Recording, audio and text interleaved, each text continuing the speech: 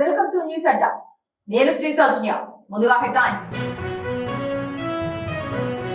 అశోక్ నగర్ లో నిరుద్యోగుల అరెస్ట్. కాంగ్రెస్ ప్రభుత్వంపై కవిత తీవ్ర విమర్శలు. రేవంత్ రెడ్డితో హిమాచల్ ప్రదేశ్ మంత్రి సమావేశం. తెలంగాణ సీఎం పై ప్రశంస. రాహుల్ గాంధీ రేవంత్ రెడ్డి ఏమన్నాడో నేను అదే అన్నాను.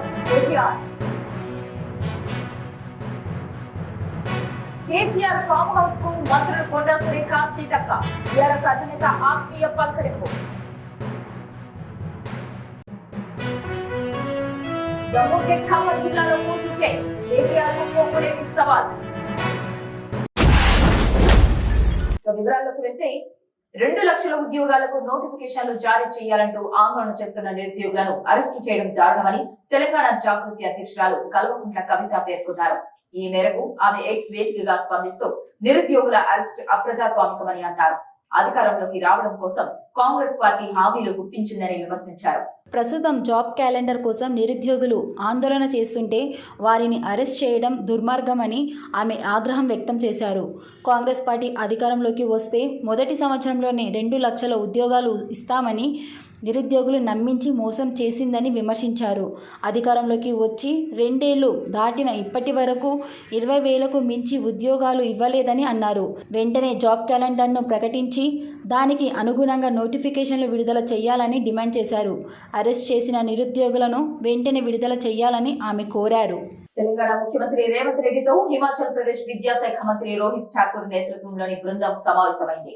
ఈ సందర్భంగా తెలంగాణ రాష్ట్రంలో విద్యా వ్యవస్థలో తీసుకువస్తున్న సంస్కరణలు, యంగ్ ఇండియా ఇంటిగ్రేటెడ్ రెసిడెన్షియల్ పాఠశాలల ఏర్పాటు వివరాలను హిమాచల్ ప్రదేశ్ మంత్రికి ముఖ్యమంత్రి వివరించారు.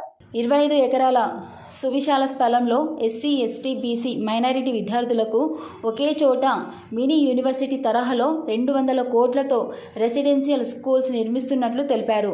జాతీయ విద్యా విధానం తరహాలో త్వరలో తెలంగాణ విద్యా విధానం తీసుకురానున్నట్లు వెల్లడించారు. ఈ సందర్భంగా మల్లపల్లి ఐటీసీని సందర్శించాలని హిమాచల్ ప్రదేశ్ మంత్రికి ముఖ్యమంత్రి సూచించారు. ఇంటిగ్రేటెడ్ పాఠశాలల నిర్మాణంపై హిమాచల్ మంత్రి రోహిత్ ఠాకూర్ ఆసక్తి కనబరిచారు. ప్రభుత్వ విద్యా వ్యవస్థ బలోపేతానికి తెలంగాణ ప్రభుత్వం, ముఖ్యమంత్రి రేవంత్ రెడ్డి చేపడుతున్న కార్యక్రమాలను అభినందించారు. కాంగ్రెస్ పార్టీ అగ్రనేత రాహుల్ గాంధీని తెలంగాణ ముఖ్యమంత్రి రేవంత్ రెడ్డి ఏమని సంబోధించారో తాను అదే వ్యాఖ్య చేశానని బీఆర్ఎస్ వర్కింగ్ ప్రెసిడెంట్ కేటీఆర్ పేర్కొన్నారు. రాహుల్ గాంధీ పప్పు కాదని ముద్దపప్పు అని రేవంత్ రెడ్డి గతంలో అన్నారని, ఇప్పుడు తాను కూడా అదే పదం ఉపయోగించారని ఆయన స్పష్టం చేశారు. రేవంత్ రెడ్డి అసెంబ్లీలో అసభ్యకర పదాలు మాట్లాడితే కోపం వచ్చి నేను కూడా రాహుల్ గాంధీని ఒక మాట అన్నాను. నా వ్యాఖ్యలపై కాంగ్రెస్ నాయకులు విమర్శలు చేస్తున్నారు. కానీ నేను కొత్తగా ఏమీ అనలేదు. రేవంత్ రెడ్డి అన్న మాటనే నేను అన్నాను. మీ రేవంత్ రెడ్డి రాహుల్ గాంధీని పప్పు కాదు ముద్దపప్పు అని అన్నారు. కాబట్టి ఆ విమర్శలు ఏమైనా ఉంటే రేవంత్ రెడ్డిపై చేయండి. మీ సోనియా గాంధీని మీ రేవంత్ రెడ్డి బలిదేవత అన్నారు. అలాంటి వ్యక్తిని తీసుకొచ్చి మీరు ముఖ్యమంత్రిగా చేశారు. తనను ముఖ్యమంత్రిగా చేసిన రాహుల్ గాంధీని ముద్దపప్పు అని అన్నది రేవంత్ రెడ్డి అని కేటీఆర్ వ్యాఖ్యానించారు. తెలంగాణ రాష్ట్ర మంత్రులు కొండా సురేఖ, సీతక్కలను మాజీ ముఖ్యమంత్రి బీఆర్ఎస్ అధినేత కేసీఆర్ ఆత్మీయంగా పలకరించారు. తన నివాసానికి వచ్చిన మంత్రులను బాగున్నారా అమ్మా అని ఆయన ఆప్యాయంగా పలకరించారు. మేడారం సమ్మక్క సారలమ్మ జాతర ఆహ్వాన పత్రికను కేసీఆర్ కు అందజేసేందుకు మంత్రులు ఎర్రవెల్లిలోని ఆయన ఫామ్ హౌస్ కు వెళ్లారు. వారిని ఆయన మర్యాద పూర్వకంగా పసుపు, కుంకుమ, చీర, తాంబూలాలతో సత్కరించారు.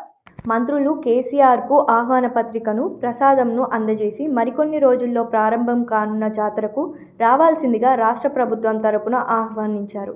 కేసీఆర్ దంపతులు ఇచ్చిన తేనీటి విందును మంత్రులు స్వీకరించారు. అనంతరం వారు కేసీఆర్ యోగక్షేమాలు అడిగి తెలుసుకున్నారు. ఎర్రవెల్లి ఫామ్ హౌస్ వద్ద మంత్రులకు మాజీ ఎంపీ జోగినపల్లి సంతోష్ కుమార్ స్వాగతం పలికారు. బీఆర్ఎస్ వర్కింగ్ ప్రెసిడెంట్ కేటీఆర్ కు మంత్రి పొంగులేటి శ్రీనివాస్ రెడ్డి ఛాలెంజ్ విసిరారు. దమ్ముంటే ఖమ్మం జిల్లాలో పోటీ చేయాలని సవాల్ చేశారు. జిల్లా పర్యటనకు వచ్చి గొప్పలు చెప్పడం మానుకోవాలని చెప్పారు. కేటీఆర్ నిన్న ఖమ్మం జిల్లాలో పర్యటించిన సంగతి తెలిసిందే. ఈ పర్యటనపై పొంగులేటి స్పందిస్తూ కేటీఆర్ పై విమర్శలు గుప్పించారు. ఉమ్మడి ఖమ్మం జిల్లాలో గెలవడం మీ నాన్న తరం కాలేదు, నీ వల్ల ఏమవుతుందని అన్నారు. ముందు మీ ఇంట్లో ఉన్న సమస్యలను పరిష్కరించుకోవాలని ఎద్దేవా చేశారు. రాష్ట్రంలో కాంగ్రెస్ అధికారంలోకి వచ్చిన 6 నెలలకే ప్రభుత్వాన్ని పడగొట్టేందుకు ప్రయత్నించారని పొంగులేటి మండిపడ్డారు. ప్రభుత్వం జోలికి వస్తే కాంగ్రెస్ పార్టీ పవర్ ఏమిటో చూపిస్తామని హెచ్చరించారు. కేటీఆర్ మతి భ్రమించి రాహుల్ గాంధీ కుటుంబంపై మాట్లాడుతున్నారని, సూర్యుడిపైకి ఉమ్మితే అది తిరిగి తన ముఖం మీదే పడుతుందని గమనించాలని అన్నారు. అవినీతి దోపిడీలకు పేటెంట్గా ఉన్న కల్వకుంట్ల ఫ్యామిలీ గాంధీ కుటుంబం గురించి మాట్లాడటం సరికాదని మండిపడ్డారు. ఇవి ఇప్పటివరకు ఉన్న బులెటిన్ అప్డేట్స్. మరొక బులెటిన్ తో మళ్ళీ కలుసుకుందాం. అంతవరకు సెలవు. నమస్కారం.